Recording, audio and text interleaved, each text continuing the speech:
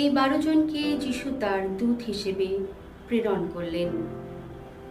তাদের তিনি এই নির্দেশ দিলেন, তোমরা এখন বিজাতীয়দের কোনো এলাকায় যেও না, সামারীয়দের কোনো এলাকাতেও প্রবেশ করো না, বরং ইসরায়েল বংশের হারানো মেষগুলির কাছেই তোমরা যাও।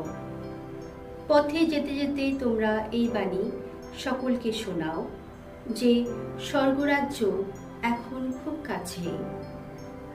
পীড়িত মানুষকে সারিয়ে তোলো, তোমরা মৃত মানুষকে বাঁচিয়ে তোলো, কুষ্ঠরোগীকে নিরাময় করো, যত অপদূতকে তাড়িয়ে দাও। বিনামূল্যে যা পেয়েছ বিনামূল্যে তা দিয়ে যাও।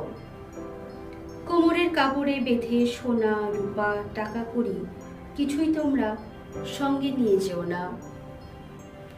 পথের জন্য কোনো ঝুলিও নিও না, সঙ্গে একটার বেশি দুটো জামাও নিও না, জুতো কিংবা লাঠিও নিও না, কেননা যে কর্মী তার অন্ন বস্ত্র পাবার অধিকার তো আছেই।